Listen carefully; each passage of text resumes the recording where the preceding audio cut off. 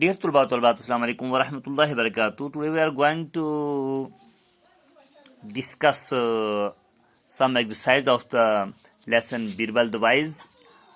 प्यारे बच्चों, हमने इस लेसन में जो पिछले एक्सरसाइज जो हैं हमने किए हैं, thinking about the text, question जो थे उनके जवाब लिखे हैं।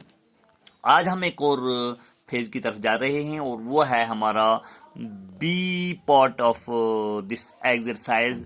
और वो जो है प्यारे बच्चों, B part of this very exercise, तो उसमें आज हमें है कंप्लीट द फॉलोइंग सेंटेंस। उम्मीद करते हैं कि आप सारे खैर वाफियत से होंगे। आइए आज हम अपने इस वक्त को अपनी tulip series Birbal the wise के लेसन के एक्सरसाइज बी की तरफ जाते हैं। पेज नंबर 16 पे देखेंगे आप कंप्लीट द फॉलोइंग सेंटेंस जो है, उसमें आप देखिएगा कि इन सेंटेंस को कंप्लीट करना है। पहला सेंटेंस है Surya Singh was kind because he asked the man. तो हमने सबक में पढ़ा है Surya Singh was kind because he asked the man. Surya Singh जो था वो काइंड था, मेहरबान था, क्योंकि उसने उस आदमी से कहा था जो ट्रैवलर था, जो थका मांदा वीक दिख रहा था। Kind the man,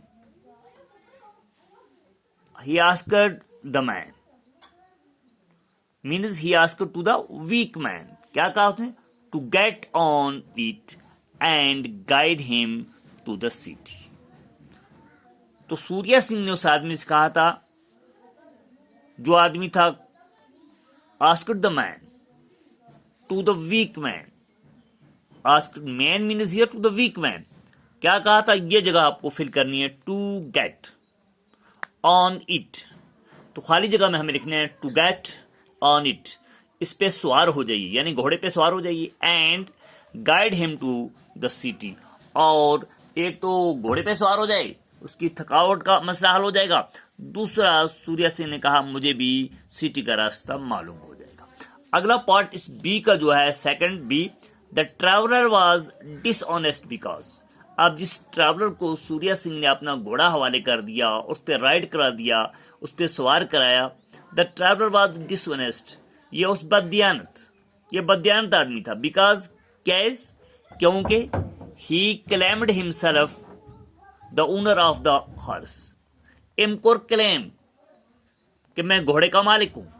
he claimed himself that, तो इस खाली जगह पे हमें लिखना है, सेंटेंस इस तरह से कंप्लीट हो जाएगा, ही क्लेम्ड हिमसेल्फ। तुमको क्लेम, क्या क्लेम को? The owner of the horse, उसने कहा कि मैं घोड़े का ओनर हूं, मालिक ही मैं हूं।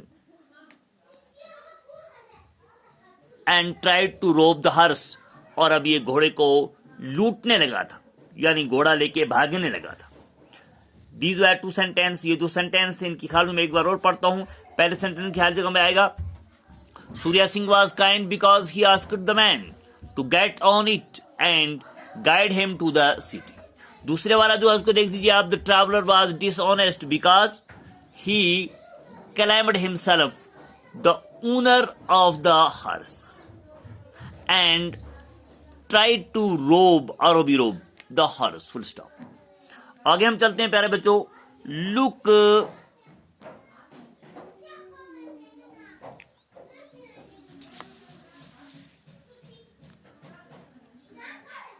लैंग्वेज वर्क जो है,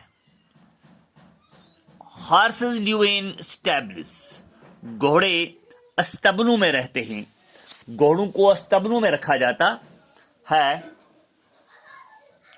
and cows live in sheds, गांव को गोहाल और ग्वालों में रखा जाता है।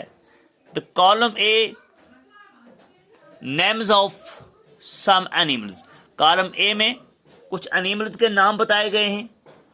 And animals are given, match them with the places they live in column B। तो कॉलम ए में जानवरों के नाम हैं, कॉलम बी में उन जगहों के नाम दिए गए हैं जिन जगहों पे जानवरों को रखा जाता है, बांधा जाता है। आप देखिए तुलबा और तालिबात, आप इसकी तरफ तवज्जो रखेंगे कि किस तरह से हम पहले इस मैच को पढ़ने की कोशिश करने की तरफ जा रहे हैं। आप देखिएगा, पहला हमारे पास कॉलम ए में जो है वो है हॉर्स। अब देखिए, हॉर्स के रहने की जगह को स्टेबल कहा जाता है। स्टेबल बोल दीजिए या स्टेबल बोल दीजिए आप, यानी अस्तबल जिसे हम उर्दू में कहते हैं। ये हॉर्स की आगे जो है यहाँ शेड लिखा है, नीचे इसी तरह लॉयन है, इसके आगे वेब लिखा है, चिकन है, इसके आगे वाटर लिखा है, बर्ड है, इसके आगे ट्री लिखा है। लेकिन हमें ढूंढना है कि हॉर्स के रहने की जगह को स्टेबल कहते हैं, और जब इसमें देखते हैं तो स्टेबल की जगह देखो बेटो ये लिखा हुआ है, इसलिए हमें हॉर्स के बराबर में आगे, मैंने यहाँ लिख रखा है हॉर्स के बराबर में आगे, तो हमारे पास यहाँ शेड है, लेकिन असल में हॉर्स स्टेबल में रहते हैं, तो हम लिखे STABLE स्टेबल। इसके बाद दूसरा हमारे पास है लायन। तो जाहिर सी बात है लायन डेन में रहते हैं, गुफे और गार में रहते हैं, तो लायन के आगे वेब लिखा हुआ है, वेब तो नहीं आएगा, लायन के आगे जो है लॉस्ट वाला जो है डेन, तो हमने लायन के आगे बराबर यहाँ लकीर खींच के आगे DEN डेन लिखा है, तो आप डेन लिखेंगे। गुफे को कहते हैं गुफे में, जिस गुफे में हमारा शेर साहब जंगल का जो रहता है ना, तो उसको डेन कहते हैं। तो इसका मतलब है लायन के साथ जो जोड़ चलेगा वो डेन का चलेगा। अगला जो हमारा तीसरा है चिकन। चिकन जो होता है ना, चूजे वगैरह जो होते हैं, ठीक है ना, पूते चूजे वगैरह जो होते हैं, तो ये चूजे जो होते हैं ये कहाँ रहते हैं? इनके लिए यहाँ जो लफ्ज जो है इनके आगे बराबर जो चिकन के आगे वाटर लिखा है, तो पानी में तो चूजे नहीं रहते हैं, तो बत्तख वगैरह के चूजे तो पानी में रहते हैं, मछलियां तो रहती हैं, लेकिन आम चूजे जो हैं वो चिकन वो पानी में नहीं रहते हैं, बल्कि वो कूप में रहते हैं। कूप डरबा होता है ना, डरबा, हाँ, जिनमें मुर्गियों वगैरह को रखा जाता है, जो डरबा बनाया जाता है जिसमें मुर्गियों को रखा जाता है, उसको कूप अंग्रेजी में कहते हैं, उर्दू में हम डरबा कहते हैं। उसके बाद हमारा एक और लफ्ज़ है बर्ड। तो जाहिर सी बात है परिंदे जो होते हैं ना वो घोंसलों में कहते हैं, नेस्ट में रहते हैं। तो नेस्ट के सामने जो हमारे पास ट्री लिखा हुआ है, लेकिन हमें नीचे देखना है कि एक लफ्ज़ यहाँ नेस्ट है यहाँ, तो हम बिल्कुल बोर्ड के आगे हमने ये लिखा है NEST नेस्ट। तो प्यारे तलबा आप देखिए, इसके बाद काऊ है। काऊ के लिए हमें पता हो तो शेड में रहती है, गौन में रहती है, गुहाल में रहती है, तो काऊ के लिए हमें लिखाना है, काऊ के सामने आगे स्टेबल लिखा हुआ है, तो काऊ के लिए हमें लिखना है जो है शेड। वो शेड ऊपर C नंबर 1 पे जो दिया गया है, तो हम बाजूता इस काऊ के आगे ये देखिए यहाँ SHED शेड। तो इसके बाद आप चलते जाइए आगे। उसके बाद हमारे पास रैबिट आता है, खरगोश जिससे आप कहते हैं, खरगोश जो है, तो ये खरगोश जो रहता है ये रहता है बुर्रो, BURROW बुर्रो में, यानी खरगोश के रहने के बट को जिस जगह में जिस सुराख में वो जाकर रहता है या जो जगह उसके लिए बनाई जाती है उसको बुर्रो कहते हैं, तो ये रैबिट की जगह होती है। इसे स्पाइडर हमारा होता है, जो मकड़ा होता है या मकड़ी होती है, ठीक है ना, जो जाले बनाती है, तो वो वेब में रहता है, वेब जाल को कहते हैं। तो वेब ऊपर C नंबर 2 पे लिखा हुआ है वेब, तो हम इस स्पाइडर के आगे लगाएंगे WEB वेब। और इसी तरह से हम देखते हैं कि बी जो होती है, शहद की मक्खी को बी कहते हैं, जिससे शहद तैयार करती है, तो वो जो रहती है वो हायो में रहती है। तो हमने बातों तौर पे बी के आगे यहाँ HIV हायो लिखा हुआ है। और उसके बाद आपका आता है C नंबर 9 फिश मछली को कहते हैं, और मछली पानी में रहती है, और इसके आगे तो ब्रो लिखा हुआ है, लेकिन हम ऊपर देखते हैं यहाँ वाटर एक जगह है, तो हम फिश के आगे बराबर हम वाटर लगाते हैं, WATER वाटर। इसके बाद आप देख लीजिए पुत्रो ओवल, OWL ओवल, उल्लू जो होता है ना, ये दरख्तों पे घूमता फिरता है, इसकी कोई एक जगह नहीं होती है, ये दरख्तों पे रहता है, इसलिए इसके आगे तो डेन लिखा है, लेकिन हम ये ऊपर जो ट्री है ये लिखना है, इसके आगे ओवल ट्री दरख्तों पर रहता है। इस तरह से आज हमने तकरीबन बी पॉट में कंप्लीट द फॉलोइंग सेंटेंस के ताल्लुक से 2 सेंटेंस को फिलअप किया, और लैंग्वेज वर्क के ताल्लुक से हमने कॉलम ए और कॉलम बी के चीज़ को जोड़ा।